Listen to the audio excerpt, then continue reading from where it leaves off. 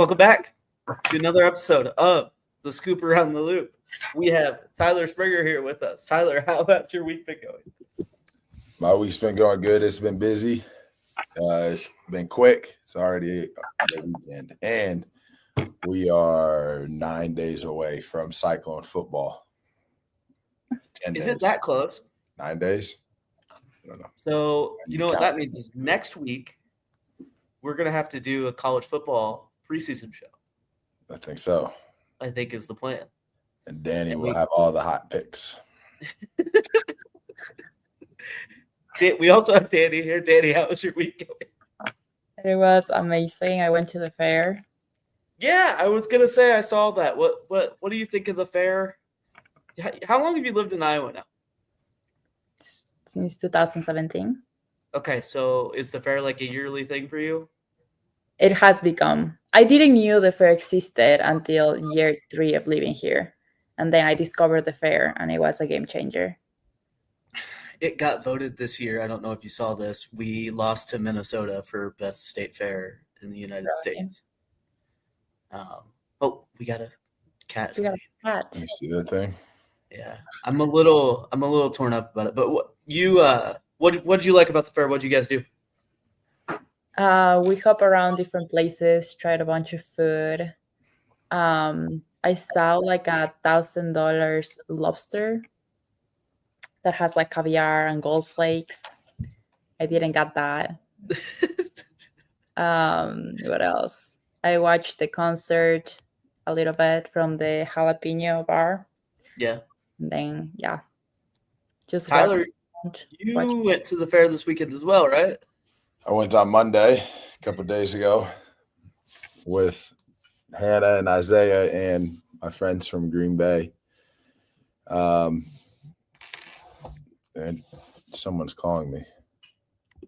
And had a good time, as always. Ate a lot of good food. Drank some new beer from Barntown. Did a couple of different sours and stuff, which I don't like sours, and I still don't really like sours, but I figure I'd give it a taste. We got our caricature done. And down here? Yeah, it's over there though. It doesn't really look like us, I don't think, but it also doesn't make us look too bad. Maybe it kind of looks like us. I don't think it really looks like Isaiah. No, not really. Oh, but you look like you. I think he just drew like a baby. Why? Yeah, why is Isaiah's head so big? He kind of has. I mean, he kind of has that head shape a little bit, but doesn't look like Hannah. That's for sure. But how was your birthday? Good time. We were there from like 8:30 a.m. to 8:30 p.m. There all day. It's a full day, and that's not the only thing the Springer Brothers team has been up to this week, because you guys have a listing going live tomorrow, I believe. Photos are getting taken today, so we don't have any photos to post about it. But do you want to talk about it really quick, just so people can reach out to us if they're interested in checking it out tomorrow? Yep. We're going to do photos. Like, I'm going to leave like 30 minutes after we get off of this to go shoot photos. It's on the south side over by the Wakanda Golf Club, or Country Club, I should say. And it's a little 100-year-old or so bungalow, 900 square feet or so on the main level, but it's been updated throughout. The exterior's all been updated. The concrete's been updated. The windows, all that stuff. Super, super charming inside. It has like a double-sided fireplace that on one side is the front porch, then close front porch. The other side is the living room. Kitchen's updated, things like that. The big thing with this house is the newer big detached 2-car garage that he's had as his gym and car workshop and hangout area, but it's heated and cooled. Has a couple other bells and whistles. has gas lines running into it and things like that. So that's probably the big draw to this house. You guys have that coming in at a pretty good price, don't you? What's it going to be listed at? I don't know. Don't you know? I think it's $249,900. Let me double check that really quick. That sounds about right. I think it's $249,900. And admittingly, a lot of the value on that is on the garage. If this house didn't have that nice of a garage. Well, and I mean, honestly, too, like it sounds like they've been taking pretty good care of it, / going above and beyond as far as the remodels go. So I think it'll show really, really well. These clients are building a custom home with Drake Homes and closing on that next month. So beyond a certain point, they're pretty flexible on closing date, and everything should be moved out of there, and they should be really, really great to deal with because the house is in good shape. Let's actually just kind of feed that, because you guys have been prepping up that listing. You guys have been prepping up other listings that are going to be coming next week as well, too, which we'll talk about next week. Let's just go right into this conversation. I don't think we've talked about this a ton. We might have done a segment talking about our suite of services, but Tyler, when someone reaches out to you saying they want to list their home, do you want to talk about kind of like the process and everything we do to help people get ready to list their home? Yeah. So typically in an ideal world, I should say, people reach out, 6 months or so, 6 months to a year, even a year and a half in some cases in advance. Obviously timelines change and things get sped up and people have to sell in 2 weeks for different reasons and stuff like that. But in an ideal world, people reach out months in advance. We would schedule a time to talk on the phone, kind of talk about their goals and their timeline and where things are at right now. And then we would set up a time to visit the house in person, to walk through it. We would, before going to the house, we look up the rough numbers on the house and kind of get a range in our heads of what it could sell for.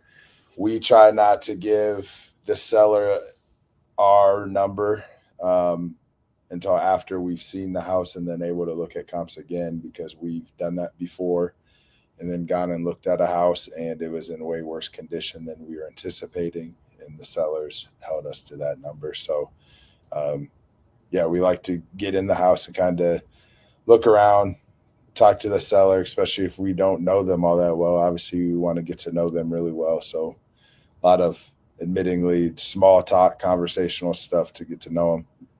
Can I butt in there really quick? Yeah. Do you ever think it's really funny that the people that talk to you on your phone and say the house is in horrible condition when you're going to go preview it always have the house like meticulously maintained, versus the people that don't mention anything always have their house like in pretty bad shape? Yeah, that's true. I would say 80% of the time for sure. Because people with the really, really nicely maintained homes are always thinking of stuff that's wrong with their house. You know what I mean? Whereas the other side of things, they just lose track of everything that's wrong with their house. So we'll go to their house, check it out. And that's where we'll kind of talk about our suite of services like you talked about. Things like a pre-listing inspection, things like the use of a storage unit or getting a dumpster dropped off at the house if someone's lived somewhere for a long time, if they're downsizing, if they just have a bunch of junk they're wanting to get rid of it. We can coordinate things like Mini Hands Thrift Market coming by to pick up stuff, or the Salvation Army or the DAV, whatever you would prefer. And we can organize things like handymen and painters and plumbers and electricians and all those different types of things. Last but not least, as we kind of get closer to actually listing it, we'll send a cleaner in to do a deep clean of the house, scrub stuff that goes beyond what you would normally do for your house in an ordinary clean. We'll get photo and video, ideally give the photographer and videographer time to get us the marketing content back, and then we would list your house.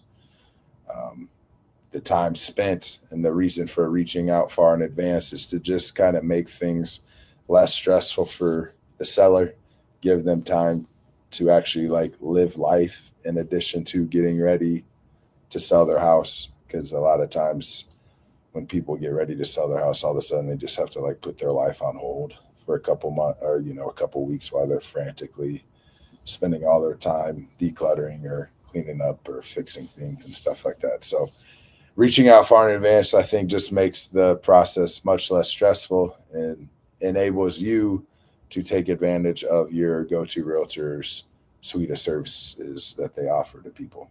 A lot of times people will reach out and we just don't have time to even Right. I think get a pre-listing inspection and get handymen over there and painters over there and stuff like that. Yeah, I think the biggest thing is just having time to do that pre-listing inspection and actually fix stuff if you want to. Dani, is there anything Tyler mentioned there in the possible suite of services that we have? Yeah, everything that Tyler mentioned is perfect. Great timeline. Something that I think you were about to mention, but kind of got sidetracked. I think it's decluttering, giving them that time to be able to declutter their spaces. And that's why basically we offer the storage unit access, so you can put all your stuff there in the meantime. And then we do a personalized marketing strategy for your house after it gets listed. We will do open houses, then also let know the entire neighborhood that your house has been listed. So in case a neighbor wants their parent or best friend living in the same neighborhood, they will have the chance to like get to see your house right away. So yeah, a very nice, extensive suite of services there. The other thing I would point out too with us being a part of a team and going into like pre-listing stuff is if there's ever a house that's kind of weird price point wise, we have a room full of 5 agents that can all have different opinions as far as price. So you could be very, very confident in the price when you're listing the home too, which I think the market we're running into right now, people are having a lot of luck if they list it right away and it's presented well and finally they're at the right price. Whereas some people, I think, are just asking a little too much or have unrealistic expectations. Whether that's the seller's fault or the agent's fault, it's making the days on market add up pretty fast. And I feel like our team is really, really good at giving people realistic prices. Just like Tyler said, too, like we're looking at these houses and now we're waiting till we've seen them, get an even better idea of the market to give them a price range.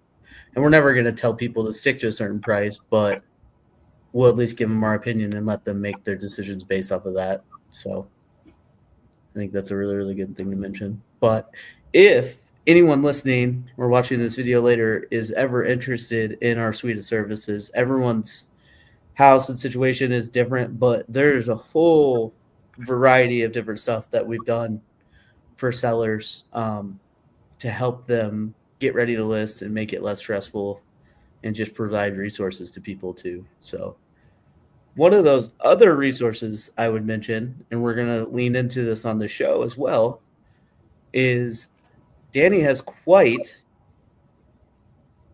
the passion for interior design. So she can help you get ready for photos, or if it's in that golden situation that Tyler talked about, maybe doing some small changes to the house or small projects that will make the home present even better. This suggestion Like that taking the Chiefs decor off the walls. That's a huge maybe one for Tyler. we could talk about this too. I think a lot of what Dani is about to talk about here with wallpaper being even more trendy now, I think any house that I see that has like some of these accent walls that she's about to show really, really pops on photos and really, really makes listings stand out and makes them look unique, makes them look a little ahead of the curve, so to speak, and stuff like that. But yeah, Dani, I just tell me when the flip slides and you can start talking about this if you want. Yeah, you can flip the slide right now. As Tyler was saying, it's important to reach out with a little bit of time so we can talk about these trends, see if we can actually implement some of this stuff into your house. But as you guys can see here, like walls, wallpaper, ceilings, everything is making like a huge comeback. You probably used to see in the right picture, you guys can see like texture flowers that used to be, I feel like a long time ago, very in houses, and it's making like a comeback. And then also texture walls, as the other pictures that you guys can see over there. Yeah, it's Yeah. dope. I really like texture ceilings too, personally. Yeah. But not popcorn ceiling. Not popcorn ceiling, like that. Yeah. One on the left, especially where it's just kind of roughed out and just gives you something else to look at too. It's like art in and of itself, kind of. Yeah, this is. far right one especially. I mean, that's a really cool textured option. I would wonder how much a contractor would charge you to do that, but it definitely makes any house feel a whole lot more elegant than it would before if that was just an accent paint or something like that. Yeah, I feel like if you're watching this from left to right is like DIY to experts. Don't DIY the one on the right. Probably if you got some skills, you could do the middle one. I could. If I have some spare time, I'll just try to do this at home and show you guys what it looks like. There you go. Let's talk a little bit about the wallpaper here. So we're going to be seeing a lot of wallpaper in 2026 and then here at the end of 2025 in large scale murals, like the picture in the left. So basically full wallpapers with like some type of view or like pattern or design. And then ceiling wallpapers are 100% back in. It's like a focal point for like a dining room, living room, baby's room, even in bathrooms. Then in the right, you guys can see kind of like in the pantry. Wallpaper in pantries are very, very in, and also in laundry rooms. And then arches are very in right now, and people is putting right now wallpaper inside the arches. It looks gorgeous, and I really love that. The wallpaper in the pantry slash laundry rooms, do you think that's becoming the trend just to like hopefully not get to the point where the wallpaper feels like super overwhelming again like it used to? Yes. Like an accent piece. Yeah. It's not like an accent piece, and also I feel like people can be a little bit bolder without committing like to the main living areas of their house. I feel like it depends on the homeowner how comfortable they feel with making changes. Yeah. Have you guys seen this trend at all in any of the houses you're having? I've seen it basically exclusively. I've been seeing a lot of the pantry laundry rooms, and then in some cases bathrooms, and then I don't know if they were doing it to be trendy or if it was just an older house and they kept it in good shape, but I've seen it as like an accent wall in living rooms before too. That type of thing. So there's some more. We've talked about, which eventually we'll do it, but we've talked about adding wallpaper like behind our built-ins in the living room. Mm-hmm. That would look really, really cool. Back of shelves, like some type of just, forest or like dark green pattern or something, some very small floral pattern or something like that. That will look gorgeous. Like kind of, I don't know if you guys can see the picture in the middle, like with the bathroom, kind of has like a floral vibe to it. I have seen a lot of those for summer. And then I feel like I added the picture right here, the pictures here. I feel like this is very in Iowa, and I feel like this is what people actually feels comfortable doing right now. More texture instead of in the entire wall, inside just an arch or in a focal point, and then more like bathrooms, laundry, and especially in baby rooms. Right now, the peel in or peel off wallpaper is super easy to install and super easy as well to peel off. So yeah, that's kind of what it is. And I don't know, Thomas, if you want to read the bottom part of the presentation right there. In Iowa, you kind of said this, especially well for warming up open floor plans and adding personality to otherwise neutral spaces. And then the peeled stick options have gotten much better. I know one of my dad's older houses that he bought had the old school wallpaper, and that was a pain to tear off. Very, very time stinking.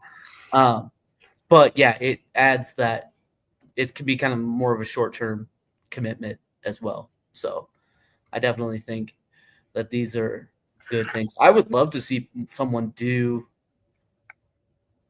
like this far left, the large scale murals. Like that would be. I don't know how I feel about the ceiling one. Tyler, how do you? That's I think the ceiling one's fire. It just wouldn't look good in my $325,000 house. I feel like something like that you need some taller ceilings for sure. Yeah, and so you can kind of see the whole thing. Wallpapers are coming in, but like if I put 7 fat heads of Bo Nix in my living room, that's not acceptable. That's what I want to be able to do. Or what if I did the ceiling wallpaper up above me and did like Hilton? How do you feel about that, Danny? Something like that. But it's Hilton, but it's like artsy. It's in black and white or something. Pastels around it. We'll figure out a way to make it look aesthetically pleasing. I do think that like things like wallpaper, especially like accent wallpaper, can go a long way in either houses that are similar to, like in townhome situations, where every house is the same, or like new construction where everything is already new. And it's you're kind of paying for the newness. Might be on a budget after buying a new construction house. So things like lighting fixtures and wallpaper or accent walls can definitely go a long way into changing your space. And yeah, I would agree. I think I'm seeing more and more wallpaper. And personally, I like it most when it's just kind of like an accent, treated as like a one wall thing, when it's not as overwhelming. But then that also allows you to be like really crazy with the wallpaper too, and not just have it be a pattern. You can have like, a naked woman playing the harp if you want, or so like I've seen that, just crazy stuff like that, or like flamingos, or like a jaguar coming through the weeds, or some just wild stuff like that. I think is cool in half bathrooms.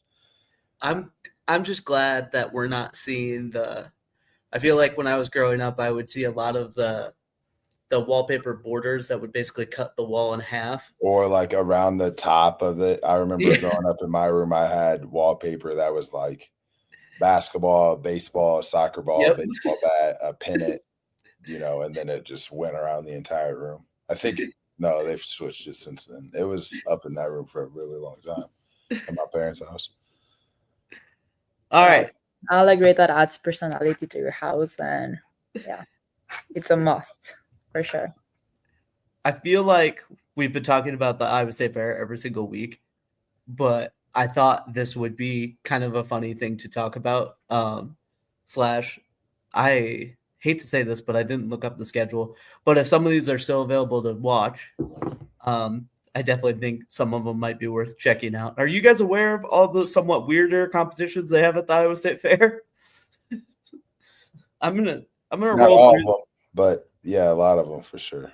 I'm gonna roll through these 4 that I pulled out. Well, 3 plus some bonus ones.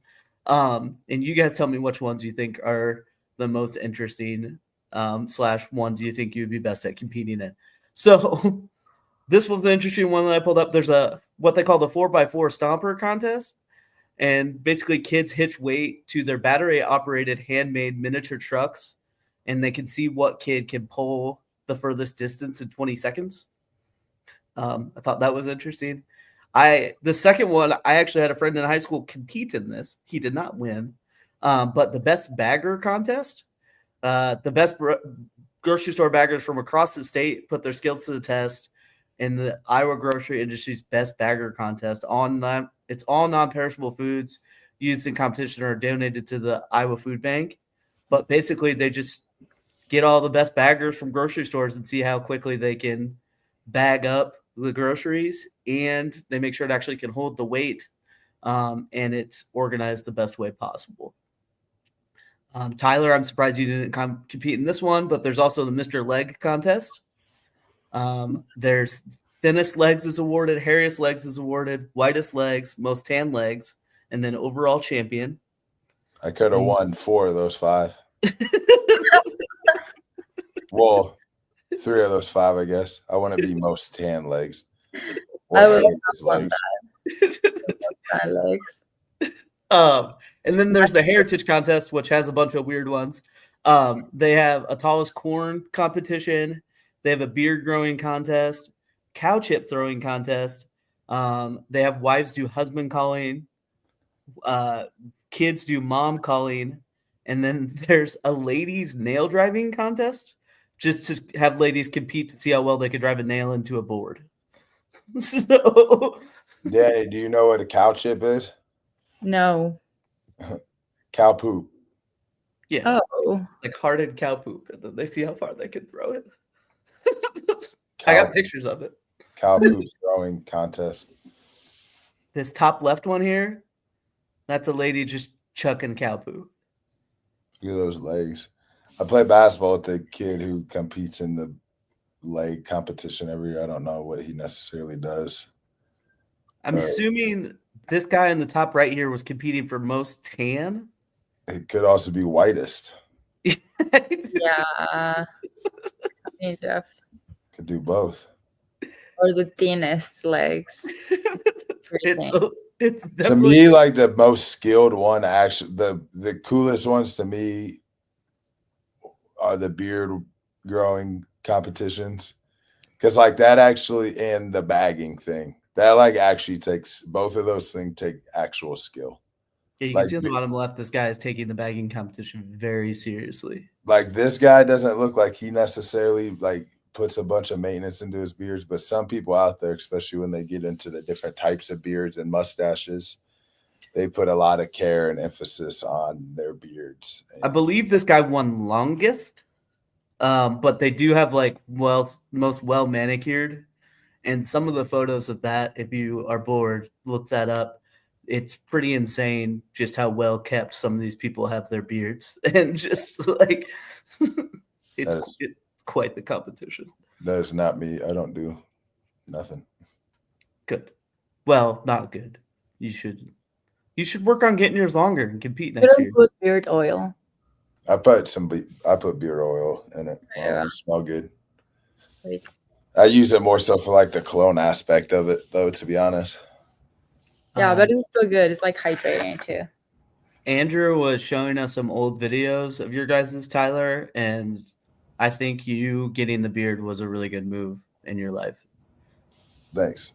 Yeah. And going back to my haircut of a buzz, basically a basic buzz, but I've added a fade into it, where I used to try to grow it out and swoop it to the side, and that just wasn't me. No, it looks good though. Thank you. Yeah. Yeah, it looked funny in old pictures when I first started real estate, when I was like trying to look professional. I'm not meant to look professional. Dani, which one would you rather compete in? Would you rather throw the cow chips, or would you rather see how well you could drive a nail into a board? A nail into a board. See, yeah. Dani's looking for the cow chip eating contest. She's not interested in throwing them. No, honestly, like that reminds me of my dog. My dog has some obsession with horse poop. I don't know what it is. With like, horse poop specifically? Yes, I don't know what it is. She like runs to it, like it's obsessed. She just like goes with her mouth open, ready to like eat it. Wow, how often is she running into horse poop? Do you guys live by a horse stable? No, well, we lived in Colorado, and we used to go like in a lot of trails. Okay. And there always used to be like horses or like horse poop. It was not good. Anyways. I think I didn't spend much time bagging groceries, but I have bagged groceries before, and I would wonder how I would do in this competition. You wouldn't compete with these guys. I can see you winning that, Tyler, actually, because you have long arms. You can Just like grab it. The problem, I could stuff a bunch of stuff in the bag, but I would put like the milk and the bread together or something. Or, stuff like that. The milk and the eggs together, which is a no-no. If I get bored enough sometime, I'm going to look up what store has most of these winners and see like how Fairway and Hy-Vee stack up to their grocery bagging. I feel like Fairway uses veterans, people that have been there a while, to do the cash register and the bagging. Oh, yeah. Whereas like the real young kids are just stocking shelves. So I bet, whereas Hy-Vee will use you in any way possible. Hy-Vee is a giant corporation, whereas Fairway trains it. Hy-Vee is Dick's Sporting Goods, Thomas, and Fairway is Shields. I'm not going to say you're wrong. I'm making a stand. I'm not going to say you're wrong, and I think we're going to clip that for social media. How do you feel about that? That'd be a good one. All right. That's all I had planned. So I appreciate everyone for watching. Like I say every week, in the description, there's a link to follow us on all different types of social media. Stay involved. We're still looking for some reviews on the Apple app, so that'd be great if you did that, or leave comments on Spotify. We are on both of those. And have a great week, guys. Thank you. Bye.